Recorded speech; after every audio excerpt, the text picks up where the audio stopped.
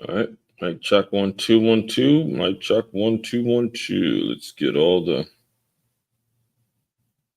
everything moving copaesthetically. Great morning, great morning, great morning. It is a blessing. Every day is a blessing.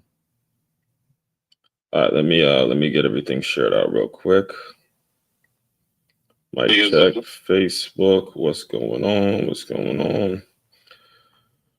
Go live every Monday through Friday, by the way, and Sunday too.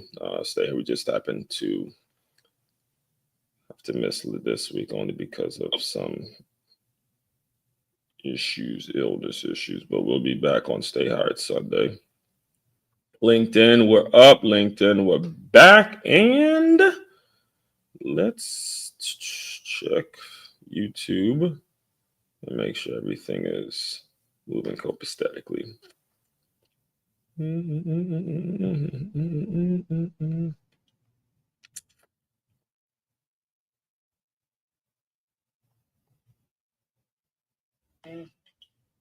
All right, we're good to go. Let's get right into it. As always. Good morning, good afternoon, good whatever you feel in the time of day you may be listening to this. We got a whole lot to get to, Another Make Your Move Monday kickoff question. Not only is it the Make Your Move Monday kickoff question, it is the final Monday of April. So you know what we do.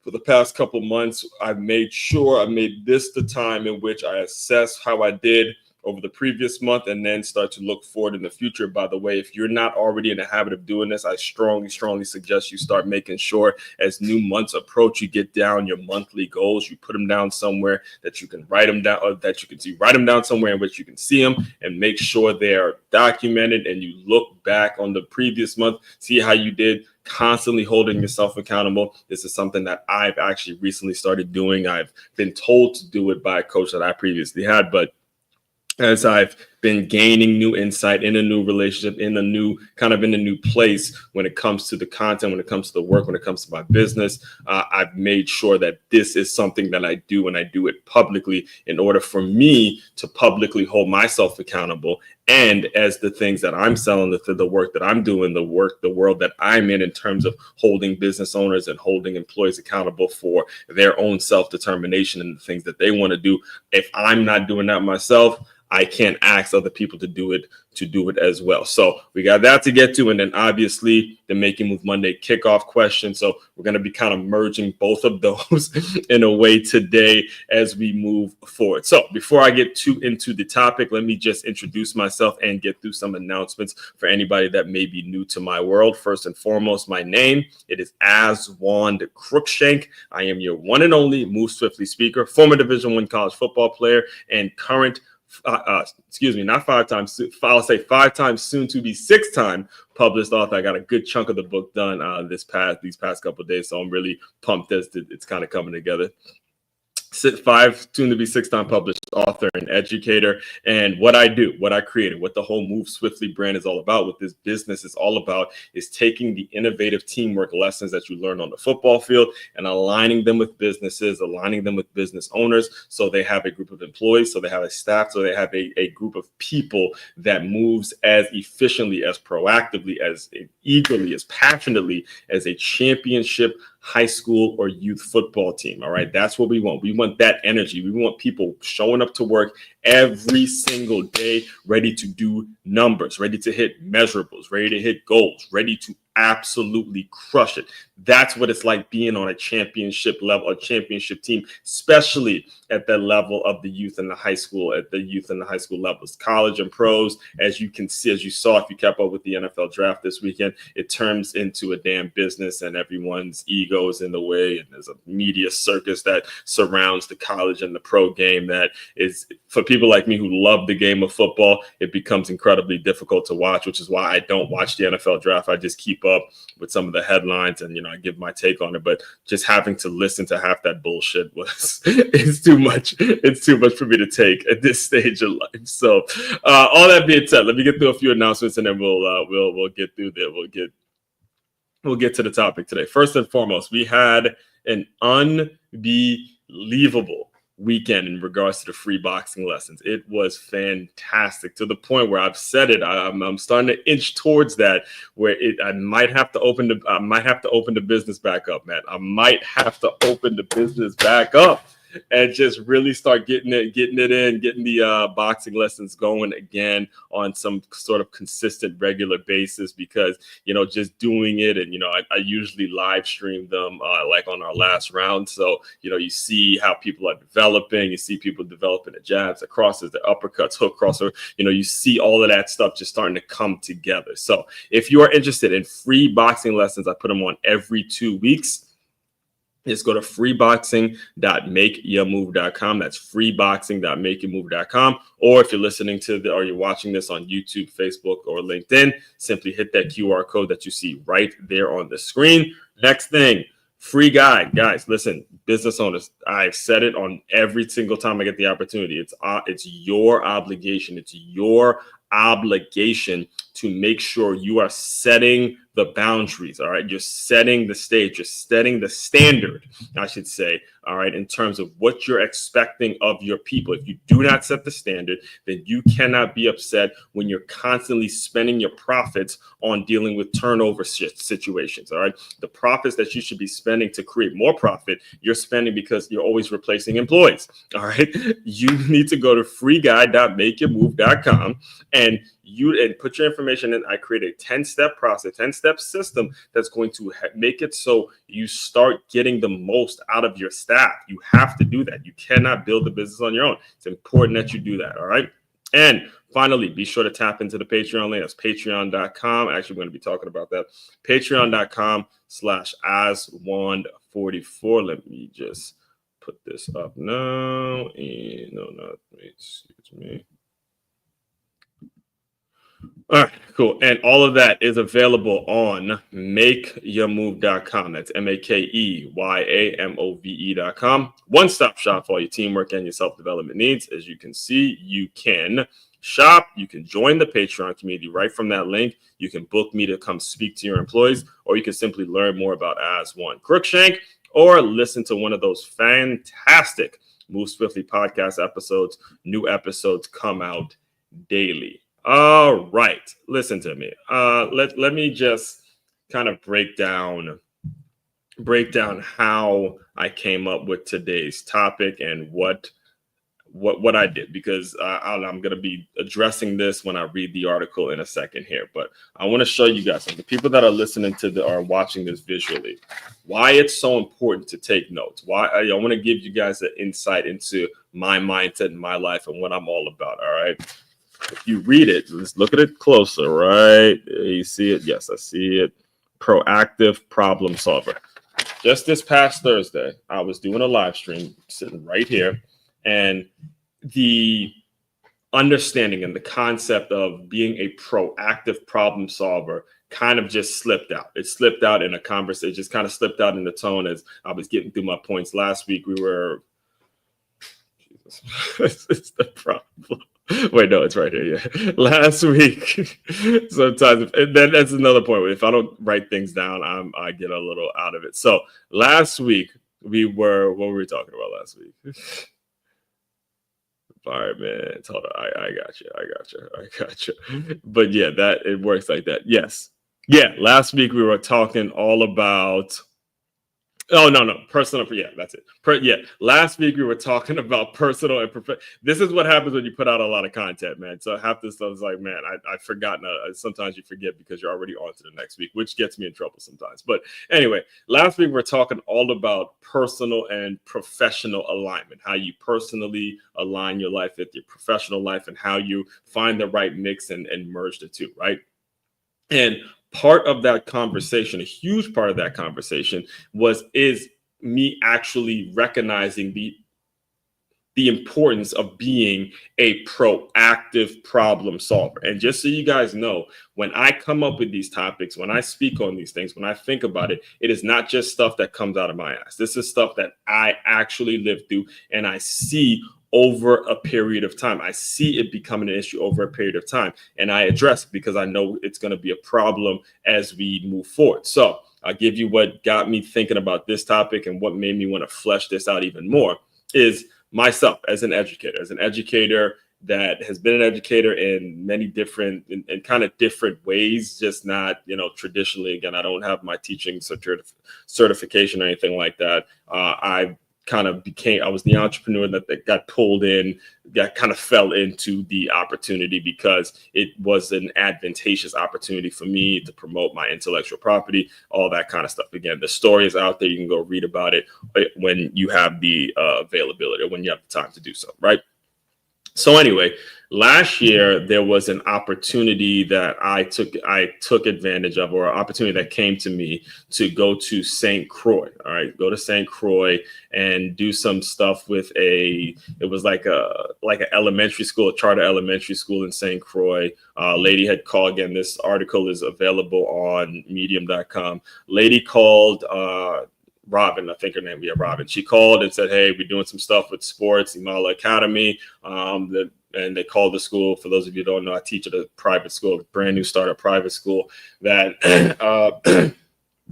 is all about engaging kids in a creative way, engaging kids in a lesson plan in a creative way. So anyway, this lady had a couple books that she had written, a couple children's books that she had written, and she wanted me to pass it along to the kids. All right. So I personally, again, I see no issue with that. There's not a problem. But the principal of the school, I'm not going to put anybody's name out there, but the principal of the school, I had mentioned it to her kind of in an offhand, I didn't go to her directly to get her permission. I was just mentioning it to somebody else, and she happened to be a part of the conversation. So she heard me mention it to them, and she said, "Hey, Aswan, by the way, before you give the kids the books, it needs to be make sure I review it, so we know it's appropriate, because we can't have outside entities just giving kids books when we don't know what's going on." Again, this is something I didn't think about when I told her, yes, she can give the books to the kids. So from that conversation in my head, I knew, hey, just giving kids books or trying to connect with, especially if we're talking about an elementary school age kids,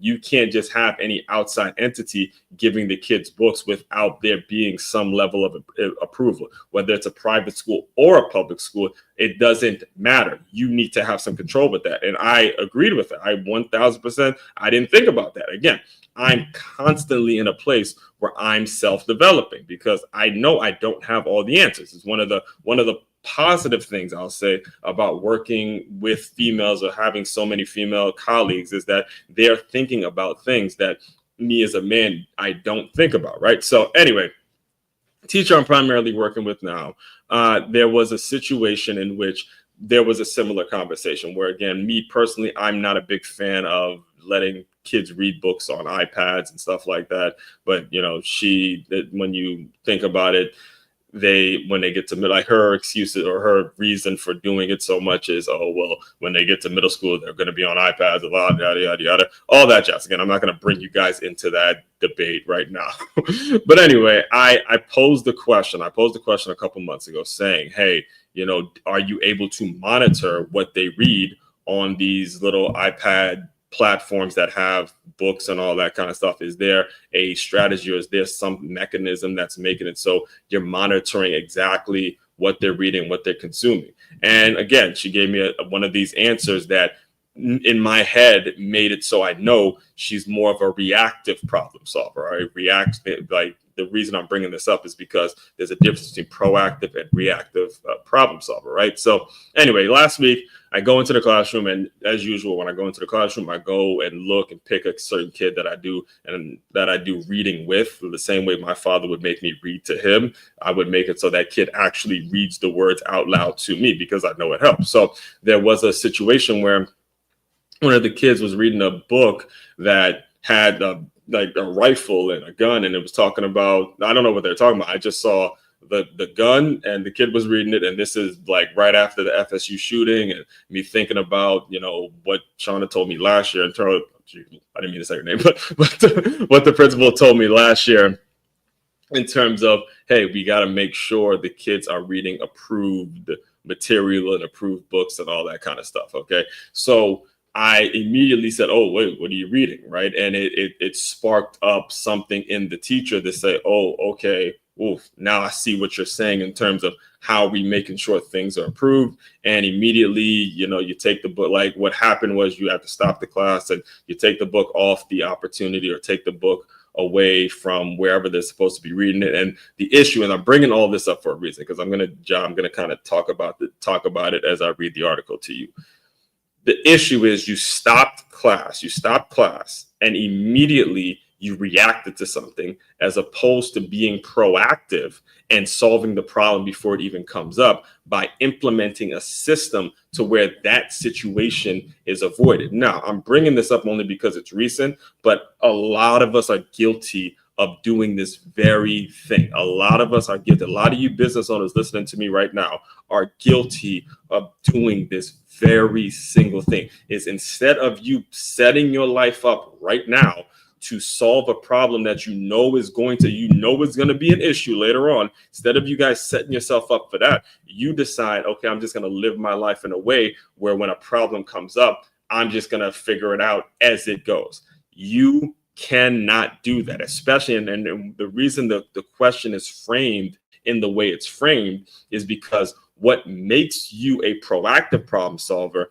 typically are the things you genuinely give a shit about. You have to genuinely care very deeply about a situation to make you more proactive in your approach towards solving that problem. All right. So as we get into it, let's get into it.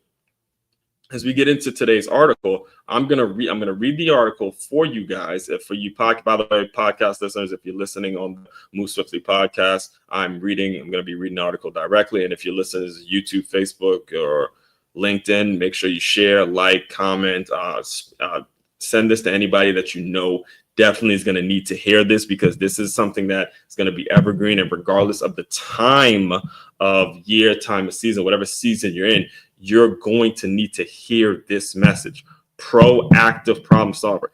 Anticipate the problem that's coming, solve it before it actually comes up. And the story that I just finished telling you shows you why it becomes an issue, why you have to make sure you're thinking about these little things. All right, so reading directly from the article today. Here we go. What makes you a problem solver? What makes you a proactive problem solver? By Aswin Cruikshank, Make Your Move Monday. Yes, yes, yes. The congregation says, amen. We've officially made it to another Monday, not just any Monday, the final Monday of April. That means a few things in my world. Number one, we're getting close to the football season. Praise the Lord. We're getting close to the football season. Thank God, where I might finally breathe and the air is lighter. Woo! Football is back. All right. In my mind, when we get to May, football is back. All right. Number two, it's time to reflect on this month's goals and prep for May. And number three, and of course, it's time for the Make Your Move Monday kickoff question. So let's get into it. This week's kickoff question: what makes you a proactive problem solver? Now, being a problem solver is a term that everyone throws around, but being a proactive problem solver, that's a whole different game. It means you're not just reacting to problems. You're anticipating them. You're conditioning your mind to solve them before they even show up. This idea hit me hard during last week's live stream. Watch here. Again, you can click the link when you have a chance, but it is actually shown. It is actually shown when I wrote down, as I said something, I wrote down, hey, being a proactive problem solver. Anyway, I said the phrase proactive problem solver off the cuff, and I immediately had to write it down. It stuck with me so much so I've decided to center this entire week around that concept. All right, so here's the answer to the question that I posed. And again, newer listeners, this is how it works. I pose a question and I make sure I give my answer, my take on it, so you guys have an example on how to do it in your own life and your own endeavors. All right, so here it is. What do you care about enough? And this is the way, actually, before I even get into that part, let me make sure I'm clear with what I'm saying. When it comes to breaking down this question, what makes you a proactive problem solver? Here is the follow-up question that you need to ask. All right. You need to ask the follow-up question, which is, what do you care about enough to solve in advance? It's another way. It's a easier way of breaking down a complex question. Because if you go to someone and you say, hey, what makes you a proactive problem solver? The next thing that they're going to have to mentally think about is, okay, what do I care about enough to solve in advance? What do you care about enough to solve in advance? When you think about it, and by the way, reading directly from the article for you podcast listeners, when you think about it, you can't possibly care about every problem out there. Bad idea. Okay. The disease to please is a really, really horrible disease that I pray that none of you actually, none of you ever have to live through. It is a hard thing to break. All right. So when you think about it, you can't possibly care about every problem. You can't possibly care about every problem out there. So the real question becomes, what do you care so deeply about that you're willing to train your mind to anticipate it so it never becomes a problem in the first place? Here's my answer. As a content creator, speaker, and business coach, I care a lot about a problem many thought leaders face. How do I keep creating meaningful content and getting in front of the right people, even when I've been rejected or ignored by those who knew me before all of this? This is one I've chosen to proactively solve every single day. That's it. That's my answer to the question. Is as a content creator, as a thought leader, as an author, as a speaker, as coach, whatever it is you want to, entrepreneur, whatever it is you want to label as one as, I know my material needs to be fresh, and I need to be bringing the same energy into every single day, every single moment, because there's my business, my livelihood depends on new people coming into my world, being incredibly inspired, and then going out and achieving the results that I guaranteed or I promise you would achieve if you follow my system. So everything has to be absolutely on point, and I have to approach it with the same energy every single day, even if there's a time in which I'm repeating something that I might have said 2 or 3 years ago. Doesn't matter. It's a matter of connecting my story, connecting the things that I do every single day, connecting with a new audience so they go out and achieve some incredible things. That is the only way that a thought leader can survive. And there's a lot of authors out there, a lot of content creators out there, a lot of people that put a lot of stuff on the internet that are not doing this, that do not have the substance to be on there regularly. So they resort to bullshit, right? They resort to absolutely talking bullshit, as we saw this weekend. All right. What we saw this weekend in regards to the Shedeur Sanders situation, not to get too off on a tangent here, I'm monitoring myself, but what we saw this weekend when it comes to a lot of these quote unquote experts, these draft experts on ESPN, what we saw this weekend in regards to Shedeur Sanders, it is a clear indication that these are people that they slapped on TV that talked about the game as if they knew everything that was going on. They talked about the game in a way that was going to get them likes and make them look like experts on TV. But the reality of the situation was, hey, look, Shedeur, unbelievable talent, but has not developed yet. There's clearly signs and clearly things that he has not developed in yet. Didn't play in a tough conference. He was in a situation where they lost most of his game. So I don't give a shit how much you want to call the NFL racist think about, oh my God, I can't believe I tried not to bring this up, but I'm gonna work on getting, let me just get this out and then we go get back into the art. Think about how stupid some of these people are. These are some of the people that you're calling experts. Okay. They are calling a league that makes 99% of the people that play in the NFL are black. A league that makes the most black millionaires. They're calling that league racist because one player who is already rich because of who his daddy is and already rich because of what he brings in, what he brought in college. They're calling that league racist and disgusted with that league because that one player who doesn't need the money that the NFL can give him anyway,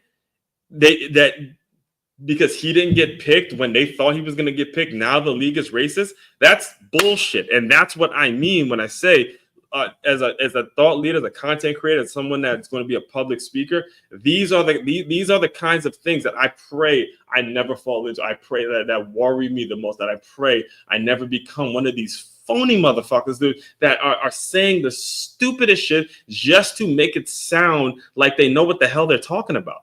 That's it. I'm done. I'm done with that whole conversation. Let me get back to the article because I'm gonna start going on a tangent with that. Okay, so how I solve it, accountability. How I solve it. Here, all right. So here's the problem. Let me get back on track. Let's get back on track. Okay. So the problem that the thing that makes me a proactive problem solver is me caring enough about my ability as a thought leader, me caring enough about my content and my future and the things that I work towards to constantly create meaningful content that gets in front of people. And regardless of who's watching me in the moment, make sure it's out there. Make sure you're putting it out there. Make sure you're constantly giving these. Regardless, I want to make sure all of this stuff is available because as you grow in the thought leadership world, these kinds of things need to happen. So how do I solve it? Here it is. And we're going to transition into the monthly goals, and I'm going to explain to you how I did and all that kind of stuff, right? So how I solve it, reading directly from the article now for my podcast listeners. How I solve it, public accountability. My solution, public documentation. I show my work. I show the grind. I show the journey, even when it's not glamorous. Why? Because it publicly holds me accountable. It creates trust with the people I want to build with. Business owners who lead teams of 20 or more and are willing to invest at least $60,000 a year in employee development workshops. That's my tribe. That's who I solve problems for. Period. That's it. That's how I solve it. So all that being said, monthly goals reflection of April. Okay. So again, still reading directly from the article for podcast listeners. All right. Before we jump into May, let's look back. Here's my April goals article, and I'm giving myself a B grade. That's the grade I'm publicly giving myself is a B grade. A few wins. I'm gonna go over the wins first. All right. Few wins. I built a regular system for lead outreach with a new spreadsheet tracker. Yes, I did that. I wrote chapters 1 and 2 of my next book of how to be a wintrepreneur. In fact, so what happened was I wrote this article before I finished chapter 3. I did do chapter 3 literally after I did this article. So I did hit the goal when it came to write chapters 1, 2, and 3. And areas to improve. Leads outreach wasn't daily. That's got to change. And Patreon is still at 0 members. But I'm giving myself grace here with the offer evolving from a $15,000 workshop to a $60K a year strategy is shifting. Give myself a little bit of grace. So in order to kind of give these guys some context, I'm going to go back to last month's article. As you guys can see, it is March. It was published on March 31st, 2025. And these were the goals. All right, write chapters 1, 2, and 3 on how to be a wintrepreneur. Done. Yes, again, did that. Create a new one sheet. I did do that. And that kind of goes into the leads conversation because every time I've sent these leads, it's all been my one sheet has been attached to it. It's just a matter of making sure that the substance and the things written in the outreach, the things written in the emails actually have some substance and are, relatable to the people that I'm looking to work with. All right. So now why it's not an A grade was right here. Gain one new member, gain one new Patreon member, and that didn't happen. So let me read it out loud, and I'm going to go back to the article and see where the areas for improvement need to be. All right. So gain one new member, gain one new Patreon member. That's it. Just one. Patreon is the first step for guiding ideal clients through the journey I'm building. I'm applying the flywheel concept I learned from Jim Collins, small wins, big momentums. Getting just one member in will start the wheel turning, help me attract more members and serve more clients over time. All right. So that's what I wrote last month. And as we get back and thinking about how I did and why the grade's not an A, but a B, it's Patreon still at 0 members, but I'm giving myself grace here with the offer evolving from $15K workshop to a $60K a year strategy is shifting. Okay, so let's get into my goals for May, as we got about 15 minutes left here, and I'm gonna get into my goals for May why they're that way. And also the important thing too is as you're thinking about your goals and how to make sure you've jotted down your goals and get yourself established, kind of get yourself in a situation where the system is just working hard. You've heard me say this on multiple occasions. So get yourself in a situation where your system is working harder than you, where you've established a system that somebody else could come in, pick up this system, and it just creates an opportunity. All right. That's the importance of making sure there's a system in place for you to, or a system that you've created that's getting you in front of your people, your tribe of people, and constantly allowing that system to work for you while you focus on the things that your business needs. All right. So here it is. May goals, time to turn it up. Let's raise the bar. All right. So first one, again, I usually just keep them with 3 goals. So let's raise the bar. Chapters 4, 5, and 6 of How to Be a Wintrepreneur must be completed. I'm aiming for a total of 10 total chapters with pre-orders going live by football season. So that's actually the goal. Chapters 4, 5, and 6 being done by May, and then June you get 6, 7, 8, 9. Probably just going to do 10 as well. So that way you have July of just editing, and by the time August comes around, do probably a little bit of more proofreading and editing, things like that. And then football season hits, bang, the pre-orders are ready as you continue to make edits. And at this point, I'll probably what I'll do different with this is I'll probably send free copies to certain organizations that I want to work with, just to get their feedback on things as these orders go live. This book number 6, having had the experience I've had the previous 5 books, I know now, hey, it's not necessarily about the book as much as it's who's going to be reading it and how that book is going to be actually helping people. What kind of speaking gigs, what kind of workshops, what kinds of things can you offer the marketplace based on the book? But the actual physical book is literally just the start of the process. All right. So that's where I'm at with that. Next goal, 25 new leads per day. And yes, I'm still pushing myself to hit 100 a day using smart prompts and ChatGPT. Let me tell you, and I usually don't reveal what the Move Swiftly thought is going to be until the actual day, but I will tell you at some point this week, I will be telling you how ChatGPT has become my new best friend. I put 100 leads in my system yesterday.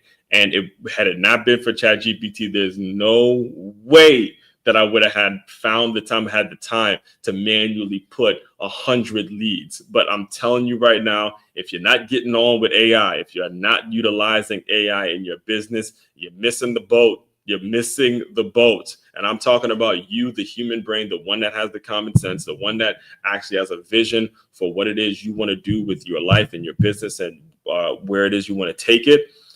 If you're not incorporating the AI technology in it, you're missing the boat. Okay, you're missing the boat, and your competitors are kicking your ass, belt to ass, if you're not utilizing AI in your business. Just telling you. All right. And again, I'll dive deeper into that concept a little later on in the week. And then finally, the one I want to really dive into and explain to you guys. Number 3, reading this again by directly reading this from the Medium article today for you podcast listeners. All right. Rework the Patreon model to align with the $60K a year offer. I want to test the marketing behind it to see who it attracts as we approach summer and fall. All right. Let me pause here for a second, because as you may or may not know, if it's your first time tuning in, just know that I take everything I do and I align it with the football world and some of the things that I've learned from having played on multiple championship teams and played for some incredible coaches. Now, when something is not working, it is stupid of you. First of all, stupid and irresponsible of you to keep trying to do something when it's clearly not connecting. All right. It's important that you take it, you see it, and then you say, okay, how do we rework it to make it something that is advantageous, to make it something that does work and get to the ultimate goal? The goal for me creating the Patreon link was to get in front of my ideal client. All right. And my ideal client is a business owner of 20 or more employees who would be willing to invest, in an employee development workshop. All right. Now, hear me. Let me make sure I put this on the screen. This book was recommended to me this book, Alex Hormozi's stuff, was recommended to me. And I talked about it in length last week in terms of $100 million offers, how he came up with this business. And right now I'm on a $100 million lead. So once I finish that, I'll probably bring this back up once I finish the $100 million leads. But I did finish $100 million offers. And when I thought about my biggest issue or where I needed the most support, it was in the making sure I'm putting the offer on the table for the ideal client. And one of the things that Patreon is meant to do, it's not like I'm ending the Patreon link, but one of the things that I created or I set up my Patreon membership to do was for me to get in front of those ideal clients, right? So as I read Alex Hormozi's $100 million offers, and I listened to it on Audible, but as I consumed it, I realized that the offer I'm sort of offering, what I'm offering is not going to be a one-time payment. All right. You will not be getting the most out of the employee development workshops that I offer if you only spend your money on one. Now, one is $15,000, and it's on the website. It's on my website. It is something that the price isn't dropping at all with that. Again, the more books I write, the more I could bump up the price. You're not going to get, and I've done enough free workshops, or basically workshops for, not to like $100 or something like that. I've done enough to know that I know I'm worth $15,000 to do a workshop. Okay. That much I do know. And I've had enough experiences to know that.